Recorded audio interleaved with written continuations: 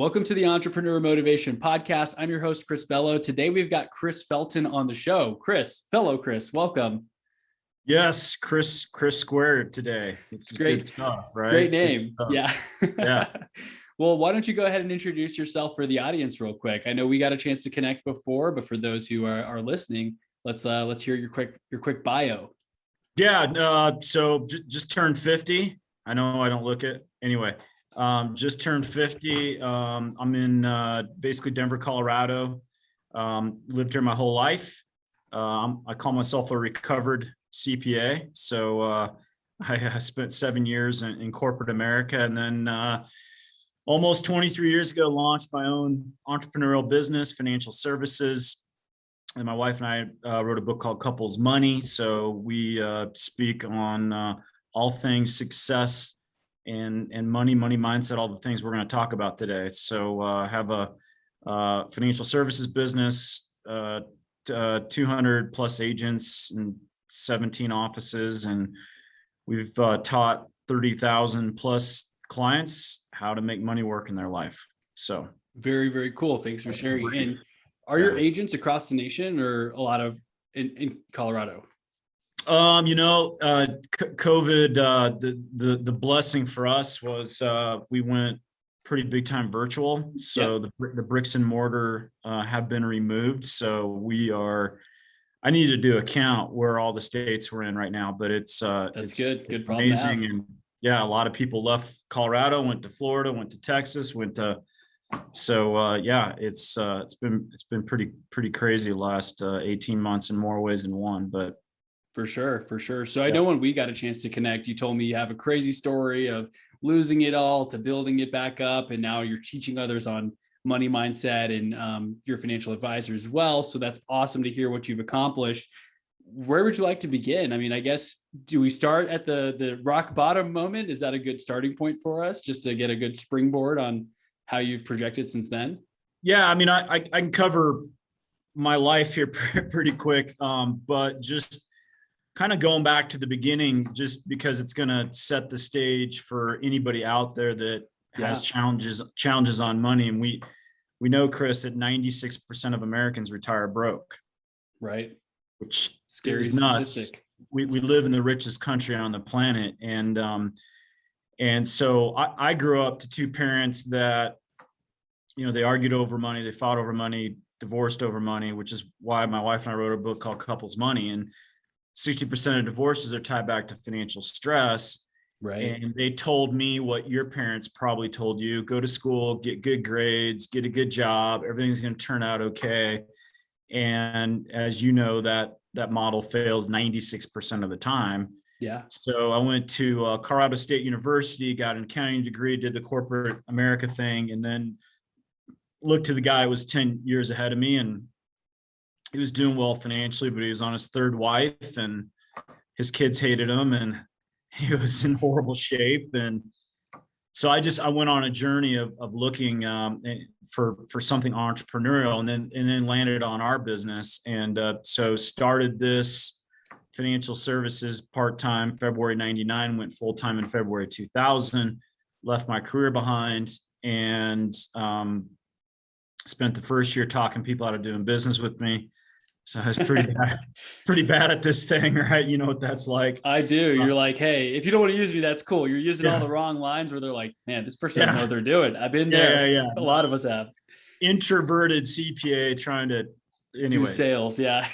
Ugly, right? And so got married, had my 20-year-old in May of 01, and didn't have a super strong marriage. That failed for lots of reasons. I don't know if we'll get into it, but I believe, failed relationships, failed money, failed health. I mean, there's root causes than the symptom. And we usually look outside ourselves, but it was all me, obviously. So married my second and last wife, Marlo, in 2006. We've been dating since 2004. I met her in the business, and I was pretty successful here. I was, winning trips and awards, and And so what Marlo saw, my wife, was someone that was successful, and he's a financial advisor and he's a CPA.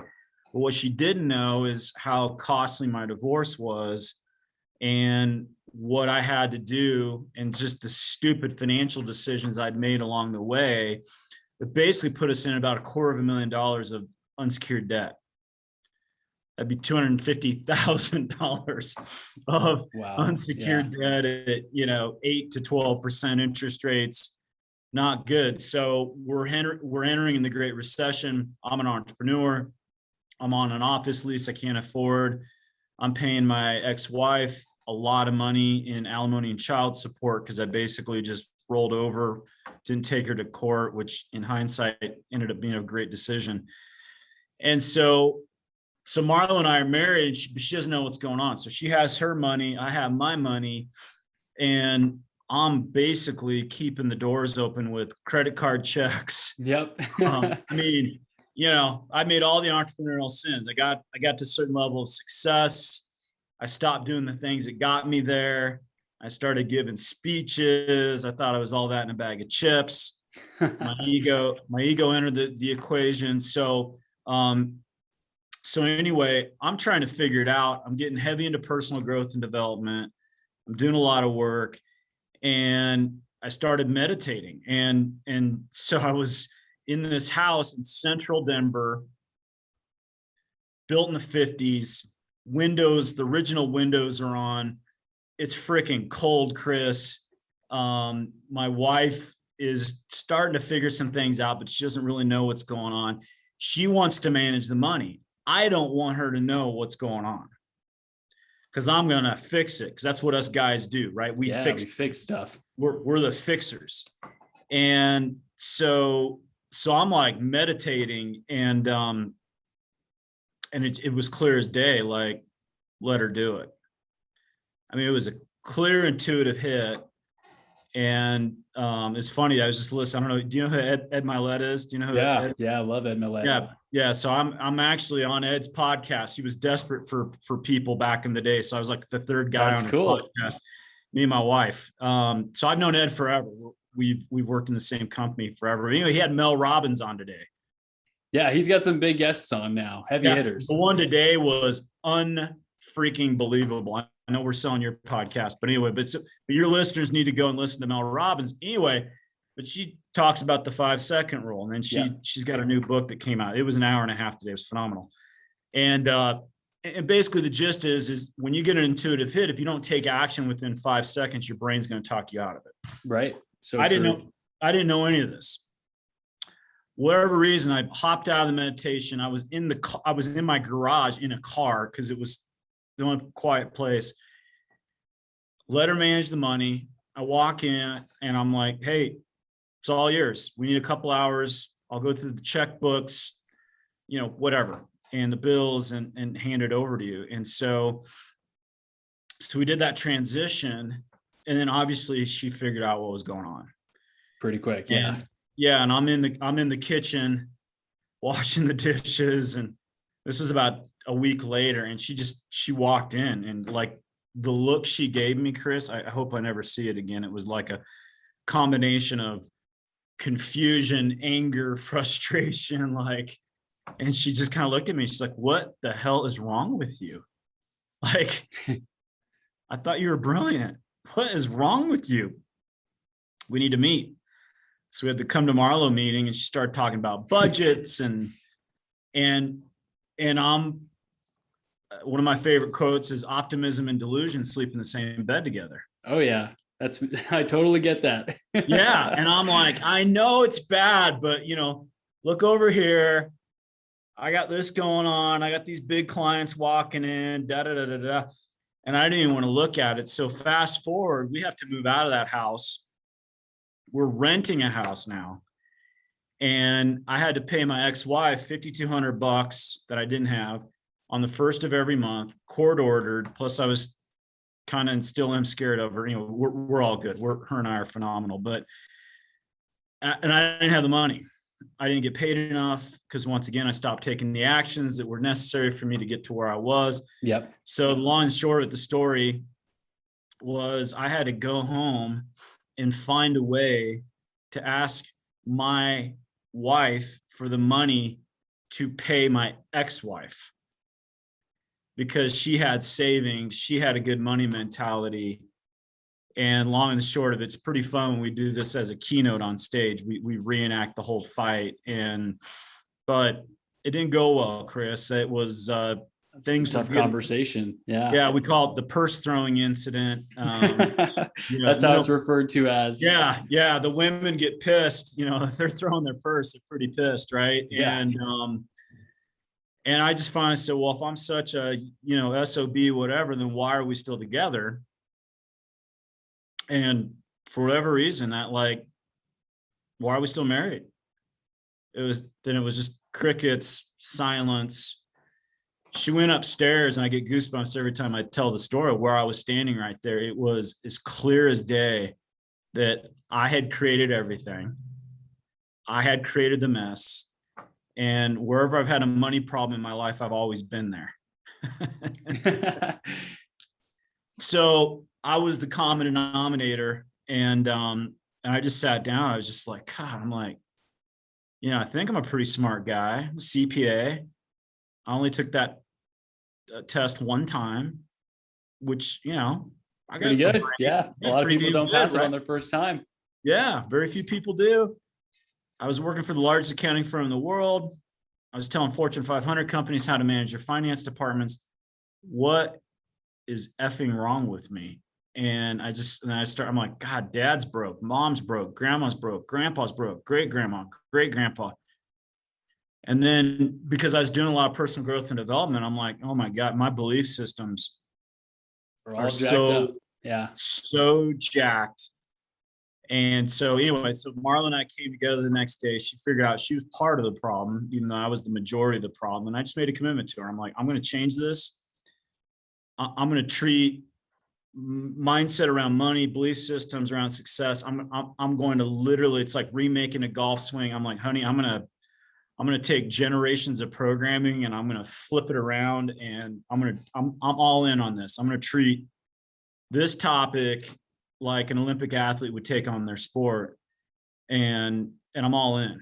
And she's like, well, I'm going to get on some planes. I got some money. I'm going to find wealthy couples, world-class, meaning great money, great relationships, great spiritual life, great health, big givers. And I'm going to figure out how they did it. I'm like, all right, I'm going to work on this. You go do that, come back, we'll apply it. And long story short, we had a financial transformation that's just jaw dropping. I mean, we went from near bankruptcy, thinking about divorce, to, financially independent. And we took our income up 5-6 times. We were doing decently from the income standpoint, and net worth and all those good things of financial freedom and financial independence. And so my wife wrote a book about it. So Couples Money, and so that's why I'm talking to you. Why I do a lot of podcasts is I know there's a lot of people out there that are suffering and they don't know why. Yeah.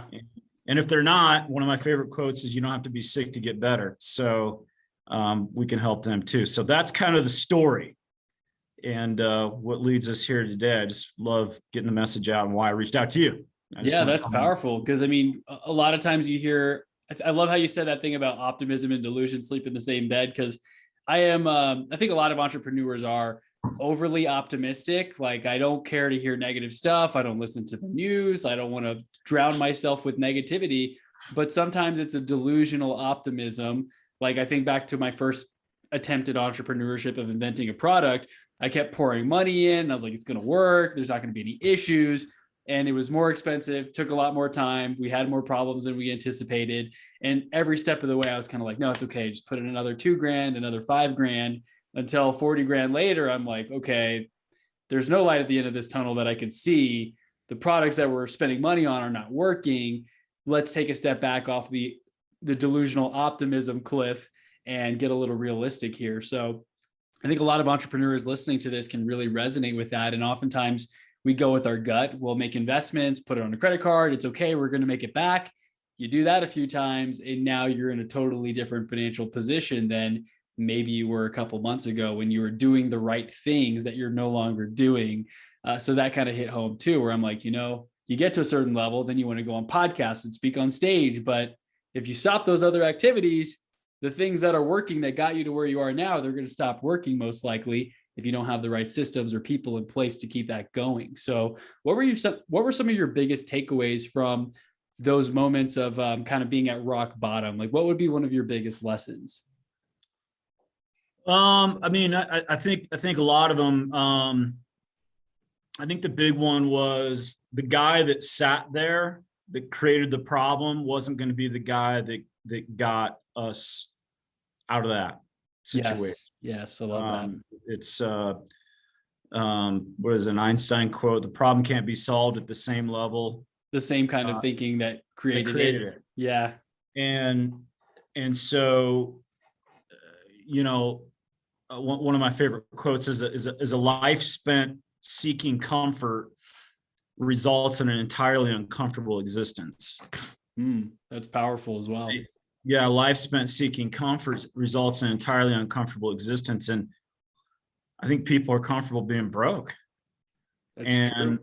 And which is unfortunate. And so the big lesson was, you're either in growth mode or you're in death mode, and there's no comfort in nature, right? I mean, I'm staring at the trees outside my office here, and I mean, they're either growing or dying. They're not comfort. And so because there's no definition of comfort in nature, if you're seeking comfort, you're actually in decline. And the pandemic taught us what happens to comfortable people when stuff hits the fan. So I think the biggest lesson was, there was a lot of them. One is I had to get a coach who was financially independent. That was important, because if I knew how to get financially independent, I'd already be there. Right. And the coachability of being, how coachable was I really? And I think people are selectively coachable. If it fits their belief systems, I'll take it. If it's outside, I'm not.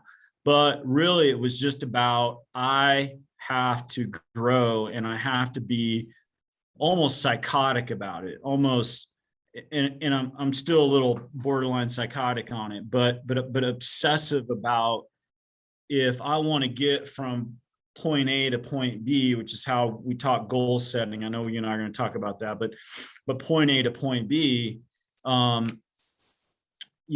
have to have a plan to actually grow. So what is that plan? What am I going to do? And I got to put it in place, and I got to spend every single day growing and developing. So anyway, tons of lessons we could talk about, but the big one was, you're not going to be the guy that's going to get you to where you need to, which was why I hired a coach. Is we basically, for survival, Chris, I had to double my income. Yeah, that's a big tall order. It was already a multi-six-figure income, but I had to double it just to get back to even. So how was I going to do that? Yeah, you got to change your thinking. I love that Einstein quote. Just the same level of thinking that created the problem isn't going to create that solution. But also another quote that kind of reminded me, when you said you're looking for a coach who was financially independent, it kind of reminds me of that one quote, something along the lines of, if knowledge was all we needed to be successful, we'd all be we'd all be millionaires with six packs, right? We'd all be in shape. We all know what we need to do. We all kind of know how to make money and how to grow your wealth, but knowing it at a basic level and actually living it are two entirely different things. So I love that you mentioned you're aligning with a coach who is actually where you want to be, because there's a lot of those gurus out there who they kind of teach you stuff, but they haven't really done it. And so how are you supposed to learn if deep down, there's that disconnect, like, hey, this isn't adding up. This person isn't who they say they are. And same thing with the money beliefs with our families and the scarcity. How can you feel like you're going to achieve that success when all you've ever seen is poverty, being behind on bills, not enough money at the end of the month type of stuff? So you had to reprogram your mind and change your level of thinking in order to dig yourself out of that hole. Yeah, well, there's actually a book, a guy named Brian Clemmer, it's if how-tos were enough, we'd all be rich, skinny, and happy. Yeah. I wish that was it. Yeah, it's a pretty phenomenal book. And when word got out, because I've lived here my whole life, so I have a decent sized network. And so word got out, hey, Felton's looking for a coach. And everybody called me, hey, I'm your guy. I'm like, I got one question. I'm like, are you financially independent, or do you need me as the client to pay your bills? To pay your bills? And they're like, well, I'm like, wait, did you make all your money writing books, or did you make your money actually doing something about it? So when I ran into my coach, and it was, I mean, I call it a hand of God moment. Like when he called me, I had an agent that came into my business, lasted 2 weeks, did nothing, and referred me to the coach I worked with for 4 years to transform my life. Wow, that's amazing. You pay attention, right? And I say, you're financially independent. He's like, yeah, I'm in my 70s and I've been financially independent since I was 42. And I've built X amount of businesses. And, you know, like I said, he taught me goal setting and mindset and, you know, how to put it all together. But, you know, that's one of the big lessons is, you know, are you listening to the right people? And that's, everyone's got opinions. And right. Yeah.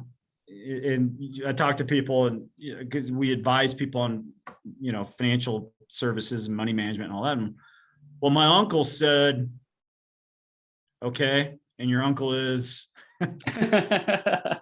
who is your uncle financially independent, right? I mean, and you're such a listening good question. Because anyway, it's just funny. We'll take opinions from the most ridiculous people sometimes, but yeah.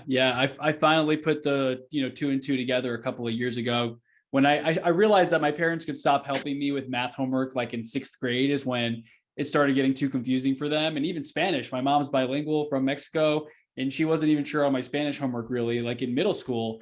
And so I started to kind of make that connection, I think high school, or college, because we feel like we have to know, or our parents know everything. We have to ask them, they know best. But then why are we asking them about real estate advice or money management and all these things, unless they are an expert in that thing? So I tell people that as well. Watch out who you're getting advice from. Just because they're your Uncle Joe or Bob or Sarah or whoever does not make them qualified unless they are an expert in that field. And so I go and I seek the experts for everything, for fitness, finances, relationships, right? You usually can't find someone who's amazing and 100% at everything. So you've got to find a few key people. Yeah. Great advice, though. Great advice. Yeah.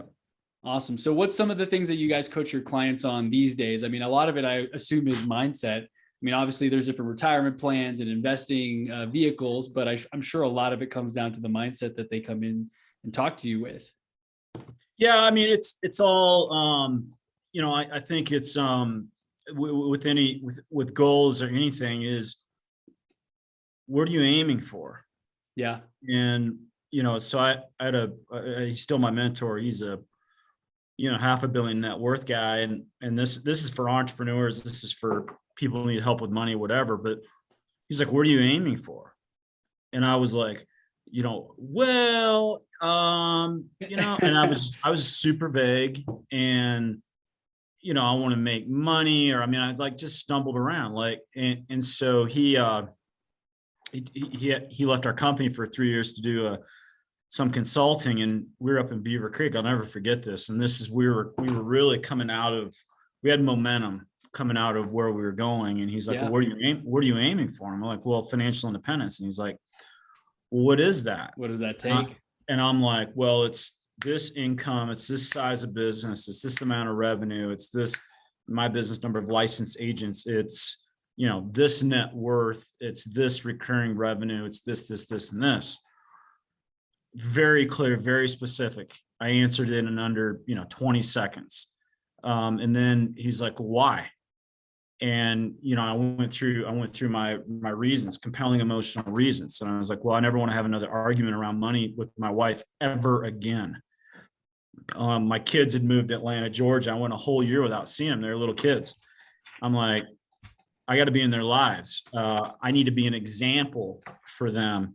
I need to be an example for my teammates. I need to be able to speak with conviction when I talk to clients. that I got it going on. And, and so all those reasons, and there was a couple, once stuff, few material things, nothing real big, but your compelling emotional reasons are almost always tied back to people. And so what I'm saying there is, got people in my industry are, like I call them this, they're selling golf clubs. And I'm an average golfer at best, but what's more important, the golf club or the golf swing? Well, we just watched the Ryder Cup. Okay. The club's important, but the swing and the focus is more important. And so the swing is the mindset, that the clubs are the clubs, and everyone's always looking for new clubs. I'm always looking for new clubs because I don't want to put in the work to make my swing better. So that's why my handicap's been the same for like the last 2 decades. But that just understanding, hey, what are you aiming for and why are you aiming for that? And Chris, it's just people don't have clarity. And so part of my morning routine is I know where I want to go and the double of what I want to do. And part of that is reading the business plan, making sure that the scripting is dialed in, and understanding that there's certain things I must believe about myself first before I go do those things. But behind that is I got to have my 10, reasons why I want to go to that next level. Otherwise, it's super easy where I am to just sit inside my comfort zone, and it sucks. And your ego wants you to stay in comfort, but your happiness is always in growth and service to other people. So I have to look at those top 10 reasons every day to remind myself of, why I want to go to the next level. So long answer to your question, it's really helping people get really clear on what it is they're looking for. They don't know, dude. They're just, I call it, woo busy land. They're just busy and they're leading the, I call the tyranny of the urgent. For sure. And it's just, and the important non-urgent stuff, what I want my life to look like, they just lack clarity. And when you lack clarity, and I know what that looks like. I can get trapped in busy land just as easy, but I have to get back with my wife. I have to get back with my men. It's like, what are you aiming for? I'm aiming for this. Why? Well, because of this, and this. Why does it matter? Well, it matters because of this. So for your entrepreneurs that are listening, if I asked you right now, hey, what's the number one goal you're going for? If you can't answer that within 5 seconds, you don't have clarity. That's so true. If you don't know your reasons why, then, death by comfort will come upon you. You're speaking right to me, man. I'm like, yep, I'm not really clear. I feel like I change my goals around sometimes. And I posted this on my Instagram story the other day where I was like, I was kind of aiming for 25, 30K consistently passive income a month, but why not just increase it to 75K? Well, why don't I raise it a little bit more? And then I don't have that why, like, what does that mean for me? It's kind of like you said, there's not a whole lot of material stuff on my wish list. I have everything that I could need and want: roof over my head, food in the fridge, right? So I wrote this down. This really stuck out to me, and I'm sure it will for a lot of people in the audience. Happiness is in growth and service to other people, because that is my main driver right now. I have enough to take care of my quote unquote monthly nut, what I need to be happy and thriving. But to really get to that next level for me personally, and of course this may be different for everyone. Maybe someone really wants that Ferrari or that yacht or whatever, and that's totally cool. I never seen anyone cry in a Ferrari, right? Like the quote says, very true, or on a jet ski. But to really be able to help others, you have to be able to have that abundance of wealth, and you can give time and all of those things, but to really help at the next level, to create charitable foundations and whatnot, you have to be at that next level. So that really stood out for me, but also being able to answer your goals in 5 seconds. If you don't have that level of clarity, you don't have it dialed in. So that's a great exercise for everyone listening. Maybe write that out, 1 or 2 sentences, so that you memorize it. And when people ask you, boom, this is what I'm doing, this is why I'm doing it. And it's just there, maybe front and center, put it on your computer monitor or something like that. Yeah. And just, having a semblance of a morning routine where you're doing the growth, you're reading the right stuff, but it's just your ability to get what you want is your ability, it's Think and Grow Rich 101, right? It's your ability to influence your subconscious mind is directly attributed to your ability to create the life that you want. So the programming that has to happen of like, what do I want? Why do I want it? And your subconscious only understands emotion and feeling. End of story. So right. the ability to image and see what you're aiming for and, how you're going to feel, because everything we do in life, we're hoping to gain a feeling. So that's also part of the clarity for me early on. It was, my coach is like, well, what do you want? I'm like, well, we need to have X amount of savings. And I had those reasons, with my wife and my kids and all that, and being the example. He's like, what's the feeling you're going after? And I was like, it's relief. Relief is a very, very, very powerful feeling. So when I would go image and visualize in the morning for 3 to 5 minutes of what it is I was going after, I had to feel that relief. And absolutely. I would come out of those visualizations, if I did it right, I'd just be in freaking tears of, joy and relief. And then, then that's when that gets planted in your subconscious mind and you get what it is that you want aligned with the unconscious. Now you're in what's called a personal mastermind and you're in total alignment. And now you're a heat-seeking missile. You're no longer fighting yourself. And right. It's a powerful process, but most people don't have a routine, at least every morning or night or whatever that looks like, where it's like, okay, I have to tell my subconscious what I'm going after. So, imaging, visualization, I read my business plan out loud with emotion and feeling, looking in the mirror. These are the things that I must believe about myself in order to double what it is I'm going after. So it's worth being kind of psychotic on it and for sure. having the clarity. I was just reading that this morning. I'm reading Tools of Titans by Tim Ferriss, and it's just like a big conglomeration. I don't even know if that's the word. Conglomerate of all the big people out there, like Tony Robbins. I read some of the stuff from his chapter where he talks about changing your state. If you're not in that right emotional state, if you can't attach the feelings of why you want something, and you're kind of like, I kind of want it just because it sounds cool, it's not a strong enough thing for you to really dive into it. But the other thing that you kind of talked about there that is very powerful and that a lot of people don't do is imagining the feelings that actually will happen when you get somewhere. That's kind of a weird thing because you're like, how can I feel where I'm not at? I just made a status about this on Facebook today. Is like, if you've only made $40,000 a year, it's very difficult to imagine the feeling of making that in a month or in a day, because you've just never had it. It seems impossible to you probably. But if you can really dive into that and be creative and have that feeling of like, wow, what would I do if I could afford a Maserati every single day with the amount of money that I'm making? And I don't know what they cost, but I'm just saying $40,000, $50,000, $60,000.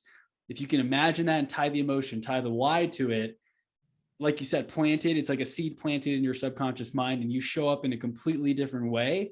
So I can tell you read a lot of these things like Ed Milet, maybe Dr. Joe Dispenza, Becoming Supernatural. There's a lot of that inner work and personal development stuff that helps you get along the path. But clarity, of course, has to be there. Otherwise, your path is kind of going different directions every single day. Yeah. And and so some things that have helped me is, we made a huge savings goal, and, we had no money, and it was, one of my mentors told me, the middle class, when they set a goal, or the masses, they feel they have to believe they have to believe that the goal is possible when they set it, while the super achievers, the world class, know that that's not necessary. You don't have to believe that it's possible to be. Yeah, you don't have to believe it's possible when you set it. And if you do work every single day, like I'm a big, like I keep talking about morning routines is, if you spend 30 minutes a day, you guys can pull out a calculator. If you spend 30 minutes a day reading your business plan out, imaging, visualizing, reading whatever, I read the Bible, whatever it is you want to do, But if you take, 30 minutes a day times, 365 days a year, I mean, I did the math a long time ago. I think it's like 4.5 working weeks of you Wow. just working on you. It's powerful. And over 5 or 10, 15, 20 years, Stacks up, it compounds. it's unbelievable. And so like I said, I just turned 50 when we went to Lake Tahoe for my birthday in August, and we were there when I was 40, and that was 2011. So we're getting some momentum. We're moving forward. I'm not looking back. That's for sure. I'm like, we're not going back there ever, which is a decision that we made. Yes. And when I was 40, Chris, I wrote down on my 40th birthday, I've done it every year for the last 10 years. Where am I going to be at 41? Where am I going to be at 42? Where am I going to be at 43? Where am I going to be at 44? Anyway, and I'm not a big reflection guy, but on my 50th birthday, I went back to what I wrote at 40 and where I thought I was going to be at 41. That's cool. And I remember writing that stuff down, and I'm like, there's no way in hell you're going to do it. And my 50-year-old self looking back at my 40-year-old self, I'm like, you small thinking little You blew past it.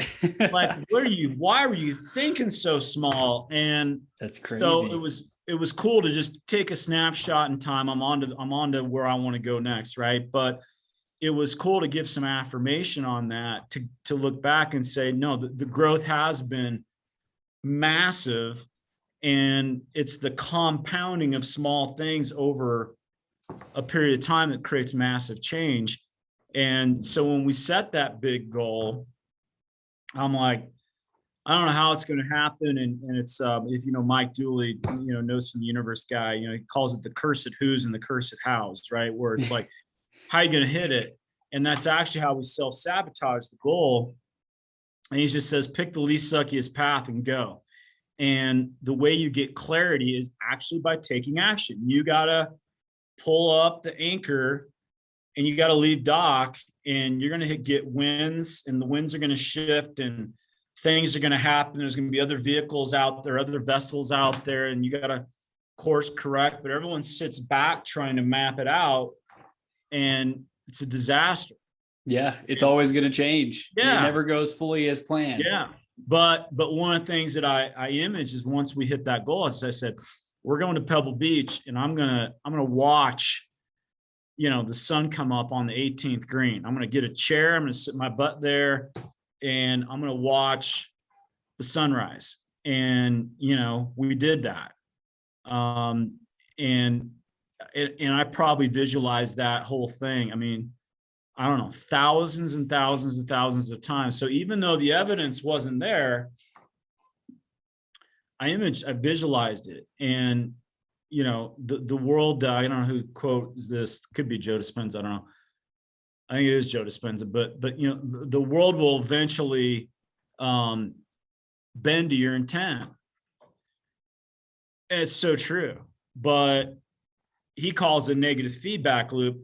You set an intention, you don't see what you like, and then you allow outside to dictate your thinking. And so people live this outside in thing. And that's where we really proved that, really the inside out of it. But to get back to the point is, set a big ass goal, set the feeling. And then, for us, I know when we hit our next goal, we're going to Tahiti. It's my most favorite place on the planet. Well, I've lived that in your mind already, the theater of your mind. Yeah. And I love it. It'll happen. How? Doesn't matter. Don't have to worry about it. Just put it out there. And I think I remember seeing a quote saying, the universe is conspiring to help you. You just have to put it out there, tell it what you want. And then another thing that I thought of when you talked about the ships, and a lot of people are always trying to plan the journey, but they have analysis paralysis. And the quote that I love says, a ship is safest in the harbor, but that's not what ships are for. So that kind of inspires you to get, pull the anchor up and go out there into sea, into the unknown, and you'll figure it out. Yeah. And so what my coach taught me was, okay, so you wanted to double your income, you want to hit this savings goal. And once again, I would highly recommend, every entrepreneur that's listening, set an income goal, set a a double your income goal, right? Because what happens is we have in our minds, an amount of money that we see ourselves making, and that's our income thermostat. Yeah. And so it's funny, when we dip below, you'll push up. When you go past it, you'll come back down. So what he got me to do is to say, okay, here's the double.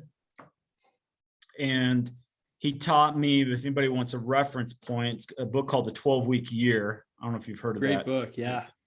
Yeah. So my coach was teaching me 12-week year before Moran even wrote the book. And it was just like, okay, if you want to double your income, then we got to get, where are you aiming for in the quarter? So it's the 28th.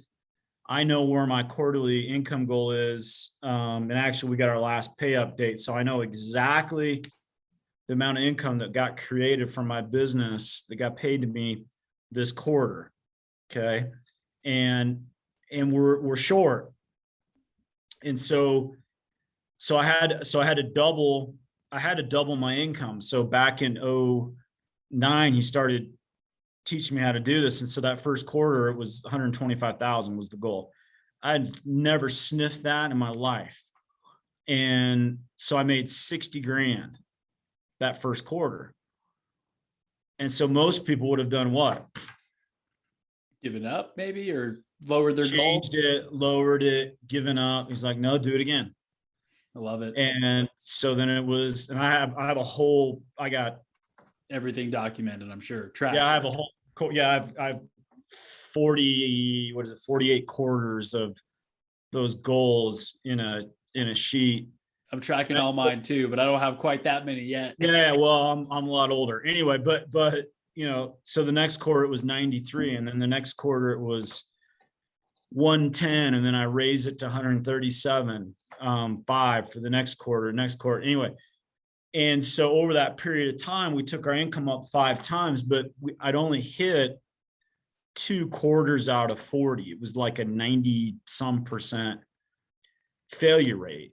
And it's be good versus get better goals. And so yeah, people set be good goals and they tie their identity into the worthiness of hitting a goal. And it's just self-sabotage 101. But he taught me to set get better goals, which is I ran through every quarter, finished weekly lessons, right? So all my strategies, tactics, and processes were for the week, and having a few hours a week where you're planning your week.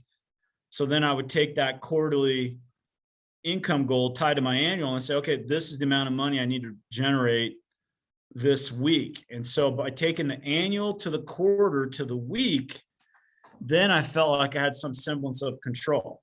Mm-hmm. So at that point it was, okay, what am I doing this week?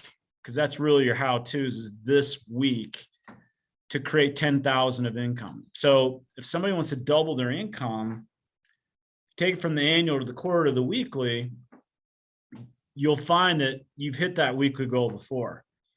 And now your subconscious can actually buy into it. Absolutely. It transformed my world, because then I'd finish the week. It's like, well, how much money did you generate? Because if you own a Starbucks or McDonald's or whatever, you know how much money comes in you count the registers every night. So he got me thinking about my business like a retail outlet. And so I said, well, I made $3 grand. All right, great. What'd you learn? What worked, what didn't work? What's your course correction? So I was doing, Chris, these small 52-week, or weekly 52 small course corrections over years, small stuff. Not like what most people do, right? January 1st. Change everything. I got the plan. I got the plan. This is my year. I'm gonna 2 weeks later, it's over. They work out for 3 weeks. Can't find the gym by February. Can't find their plan. And I did that for years. And then he just got me dialed in. Hey, what's the quarterly goal you're going after? Where are you now? A to B. Course correct every week. What'd you learn? And so I failed hitting those goals 90% of the time. It's nuts. But if you aim higher, chances are you're going to do a lot better as well. than aiming too low. Cause that's the biggest fear is you set a low bar and you hit it because you're just putting that thermostat at a lower temperature, a lower dollar amount. I also have a quote on my vision board as my wallpaper. It's kind of cut off here, but it's like a Grant Cardone quote. And maybe someone else has said this as well, but it says like, don't lower the target, increase your actions. Because a lot of people, myself included, you tend to fall too short of the goal. And you're like, maybe I set it too high. Maybe I should lower the goal. But no, once you set those goals for yourself, don't lower them, increase your actions, course correct along the way. Like you said, the 12-week year has been very helpful for that because so many people every year they start up, they write all the goals, they're trying to transform too many things at once. And 2 weeks later, it's out the door versus having these small mini course corrections along the way where consistency over time yields eventual success. And you hit all those goals and you've got to raise the bar even further. Like the 10-year thing, I love that. I'm going to start doing that every birthday. Just where do I want to be by next birthday? And then look back 10 years. It's amazing for your 50th birthday to look back at 40 and you realize you were thinking small when at that time that was as big as you could possibly think where you were at that point in your life. So really cool activity. Yeah, for sure. So goal setting, we talked about clarity and just micro commitments and course corrections along the way. Clarity is probably the most important because otherwise you don't really know where you're going. Any other tips for our audience once they achieve that clarity, if they can dial that in and say whatever it is in 5 seconds, what would be the next step? Yeah, I mean, so your goal, and then your top 10 reasons. So we got one of my mentors was working with about 10 of my agents. He said, "Hey, what are your top 10 reasons?" And these guys are all, I mean, they're all personal development. Like they almost know too much. They know too much. They're dangerous to themselves. Yeah, they're dangerous, and they fall into I call it the I know that. Yeah, that is so dangerous. Trap. And when my coach started working with me, he held me accountable on making money and saving money. So the first weeks he was like, "Hey, did you save any money?" And I'm like, "Well, no, I didn't have any money to save." And he's like, "You've been using that BS excuse for what, how many decades?" He said, "You need to save money." And I'm like, "I know that." And he said, "If you say that one more time, we're done working with each other. And I'm keeping your money, because based on results, you don't know squat." And that's that whole thing is just, based on results. And so having a relationship to results. I did not have a relationship to results. I was just busy running, tons of meetings, had no idea how much money was coming in, had no idea how much money was coming in the next 30 days, which I've been tracking like a stalker. My wife and I talk about it every week. I'm like, "Hey, here's the amount of money we're going to get paid here in the next, and there's a lot that comes that I don't know about. This is very conservative, but my business partner, a guy named Steve Siebold, I don't know if you've ever heard of him. He wrote a book called The 177 Mental Toughness Secrets of the World Class. Awesome. Unbelievable book, mandatory reading. Everybody needs to get the book. I think I sell more books than he does. But basically, he spent his last 30, he's got the longest running study of the self-made wealthy ever, even more than Napoleon Hill. And basically, there's middle class, upper class, world class, and middle class is addicted to being comfortable. Yeah. And the upper class is addicted to themselves. Right? It's all about them. So those are the ones that are, on Instagram with their Lambos and their girls and, first class flying business or first class to Greece for a weekend or something. Yeah. And they're just taking the photos, and you can go to my Instagram page. You'll never see any of that stuff. Yeah. Cause I'm going towards world class. So world class is charities and foundations. And they just want to solve a big problem, make a big impact. I love it. And so anyway, dude, it's a phenomenal book. It's so good. There's 177 things. And he's just like, "Hey, the masses think this way. the world class thinks this way, and the masses, the middle class, mistake the upper class for the world class. They don't even know this world class group It's exists. such a small percentage.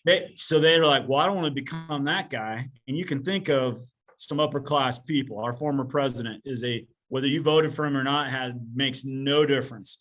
That's what everyone assumes is like, about yourself. And yeah, that's a perfect example of an upper class guy. Interesting. I never even thought about that. The difference of the upper class and the world class. And so many people just associate those two together that we don't even see that small sliver of people who are doing things that we don't even know about. It's like, they're like the Mother Teresas of the world going out there and just pouring back into the community. Like, so Buffett would be that world-class guy, right? Yeah. Trump's amazing. Trump's the perfect poster child of the upperclassman. Upper class, right? Because it's all about him. And like I said, it doesn't matter. This isn't a political conversation. Right. It's just it's an interesting distinction. And I think a lot of people will agree with that, regardless of who they voted for. Yeah. And so the middle class says, well, I don't want to turn into that person. I'm just going to stay right here. And that's a money belief that holds us back, because I felt that as well. Like, money it's not that money is evil or the root of all evil. It's the love of money is the root of all evil, right? There's those little distinctions, but we do hold ourselves back. Like, well, I don't want to be like that person, or I don't want to be that, sketchy influencer on a fake Lamborghini flying to a 3-day weekend in Greece or whatever. I don't want to be that person. And so we hold ourselves back and sabotage ourselves from achieving the world-class status that we would truly love for ourselves and for the world in general. Yeah, well, and that was part of the belief busting that I had to do. Yeah. And then I read a quote by Billy Graham, and this has been more true than any quote I've ever had. And he says, once you get your attitude straight around money, it's going to help straighten out every area of your life. Oh, that's cool. Y'all can go search it. And I bring it up in almost every talk, because once you get your attitude straight around money, it's going to help straighten out every area of your life.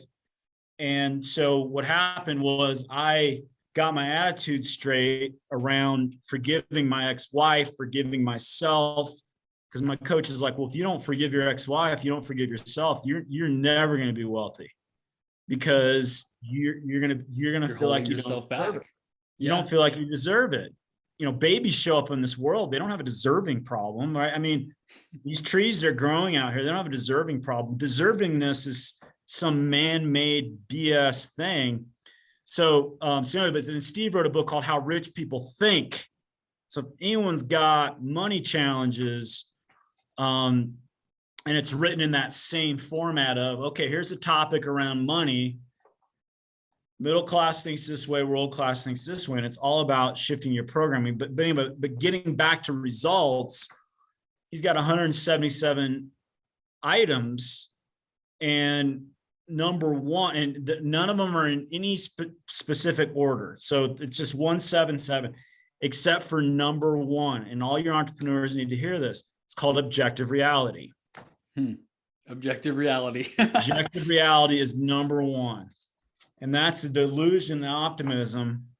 And so the world class have the ability to look at their results objectively, without emotion, without shame, guilt. Well, middle class, they don't want to feel bad. So they don't want to look at their results, because they look at their results and they're going to feel bad. And so it's just this. So the results don't get any better. They don't look at it. That was me, optimism and delusion. Put their head in the sand type thing. So I got pretty good. And I mean, I don't know where I am on a scale of 1 to 10, but I'm probably 6 or 7 on. I can look at stuff, not take it personally, course correct, move on, change my results. And so going back to goal setting, you got to have that weekly timeout of like, what got generated, what results were created, what was I aiming for, what do I need to shift, what do I need to course correct, and move on. But just, you cannot lose sight of objective reality. And he does some great seminars where it's just the delusion of people is just, we have to be, me too, I can get delusional too. We got to be super mindful of getting delusional about stuff. Yeah, it's really easy to do as a human being, especially in this entrepreneurship space. We listened to a little bit of Ed Milet, a little bit of Andy Frisella. We're like, oh, I'm going to take down the world. and maybe you make some investments without doing your due diligence, like I did, putting money where maybe you should have not put it there, or it didn't go as planned. So objective reality is extremely important, and just making sure to look at those numbers, because I hear this on other podcasts all the time. The scoreboard matters, what the results actually matter.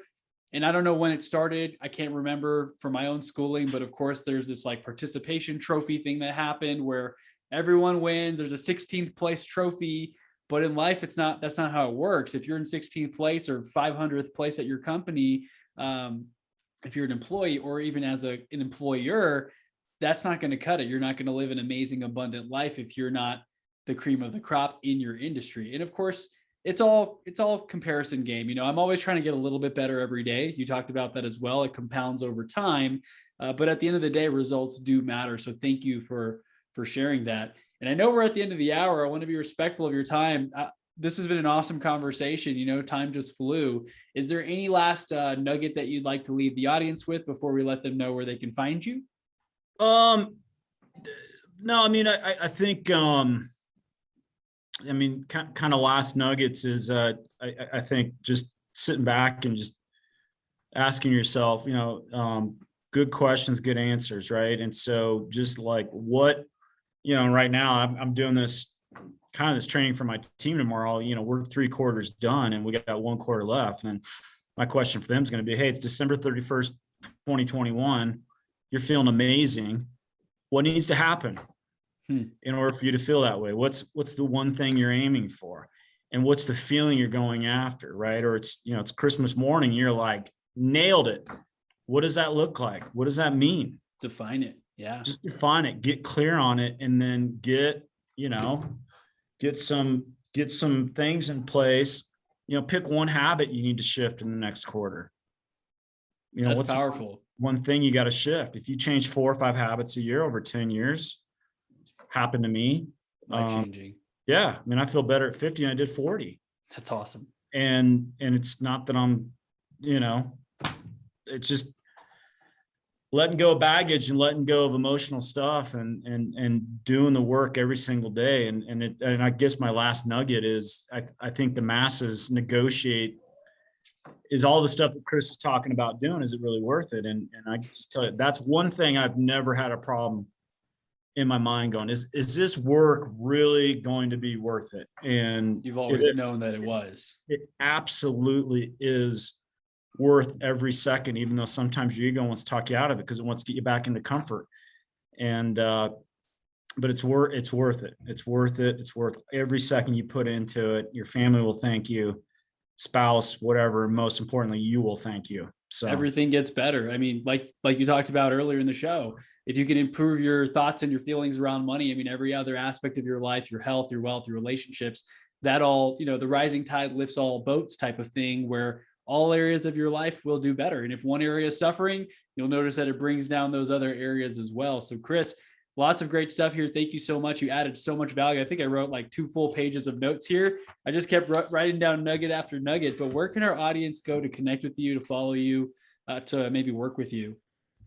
Yeah, so we our best websites are our Couples Money website, couplesmoney.com. Okay. And I should have a landing page up today. I got a bunch of podcasts and virtual speaking engagements coming up, but I'm going to be offering, and they can reach out to me on Instagram at a CF _E to E number 2 to E, and I think you'll put that out. Yep. I'll put it all in the show notes. Yeah, at Twitter at CL Felton. But I'm basically, anybody that wants to go click, I'll give them a free 1 hour kind of coaching session and a complimentary couples money book I'll put in the mail. Cool. To them. But yeah, Instagram, I've picked up my social media, sitting down for an hour a week, 2 hours, and just planning my posts and getting that stuff done while the inspiration moves me. But I post every single day out there around this topic of mentality, success, being an entrepreneur. So Instagram is probably a good place. Twitter, I'm just now starting to get some momentum over there, but our Couples Money website is good. So yeah, man, appreciate it. For sure. I'll link all of that up in the show notes, and I'm there with you. I'm trying to get more out there with my Instagram content and social media, because that's kind of like your resume these days, where people see what you're posting and what you're about. You can kind of attract more people while you're sleeping, type of thing, that find your content and your information. So thank you, Chris, once again. This has been awesome. I'm actually located in Denver too. So if you ever want to connect or grab coffee or something, let me know. I'd love to swing by your office or something. Yeah, for sure, cool, man. Awesome. All right. Well, hey, let's stay in touch, and everyone go make sure to connect with Chris, follow him, reach out, schedule that free 1 hour session, get a copy of that book. Sounds like a great deal there. And I look forward to staying connected, Chris. Yeah. Thanks, brother. Cool. Thank you. Hey, everyone. Chris Bello here. Just wanted to thank you real quick for listening to the show, whether you're listening on podcast or YouTube or wherever it is that you may be listening. I wanted to make that quick offer about real estate help. I am in the real estate business. That is my main business, and how I make all my income and my living by helping others buy, sell, rent, or invest in real estate across the nation. If you have any questions at all, go to chrisbello.com/real estate. Again, that is chrisbello.com/real estate. I'd love to see if I can help you out in my markets. And maybe if you're in a market outside of the ones that I'm focusing on right now, I'd love to connect you with a real estate professional who can help fulfill whatever needs or services that you are requiring. So again, go to chrisbello.com/real estate. A great thing is, when I connect you with a vetted professional, if I'm not able to help you myself, is whenever a transaction closes, I'm actually able to get a referral commission. So that can be a great way of thanking me for my content. It helps to support the show, and it helps me to continue to spend time bringing on amazing guests, doing these great interviews, spending a lot of time on creating content, and making sure that I can bring you the very best information that you need to grow professionally, emotionally, intelligently, and in every single area. You know, we're all working on getting better at everything. And so my focus and expertise is in real estate. I'd love to be the one to help you again. If you're not interested in that, no worries at all. Please continue to listen to the show. Make sure you leave a review. It helps so much in getting new followers and sharing the message. And thank you once again for being a listener. I'll catch you on the next episode.